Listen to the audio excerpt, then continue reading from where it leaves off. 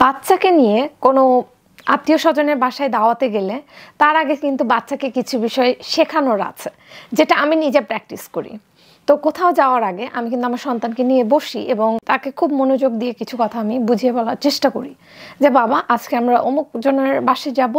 সেই বাসায় গিয়ে তুমি তাদের কোনো গ্যাজেট বা ফোন কোনো কিছুতে টাচ করতে পারবে না বা করবে না, বা তাদের কোনো কিছু সুন্দরভাবে গুছিয়ে রাখা আছে এগুলো তুমি নোংরা করবে না, বা তুমি সোফায় উঠে বা বিছানায় উঠে লাফালাফি করছো, এ ধরনের। অনেকের ক্ষেত্রে এরকম হয় যে বাচ্চারা বাসায় গিয়ে পর্দা ধরে টানাটানি করছে। তো আমার বাচ্চার ক্ষেত্রেও সেটা বলা আছে যে এই ধরনের কাজগুলো তুমি প্লিজ করবে না, বা তার বাসায় হয়তো বা কোনো খেলনা বা কিছু দেখে তোমার ভালো লেগেছে, সেটা নিয়ে আসার জন্য তুমি জেদ করবে না, বা আমরা যখন চলে আসতে চাইবো তখন প্লিজ তুমি আমাদের সাথে চলে এসো, এটা নিয়ে জেদ করো না, আরও কিছুক্ষণ থাকতে চাই, এই ধরনের কিছু বিষয়। এবং কোনো কারণে অতিরিক্ত চিৎকার চেঁচামেচি বা লাফালাফি করা, এক জায়গার জিনিস আরেক জায়গায় রাখা, এগুলো করবে না। স্বাভাবিক এরকম কিন্তু হয় যে অনেক সময় বাসায় বাচ্চা কাচ্চা আসলে দেখা যায় এই কাজগুলো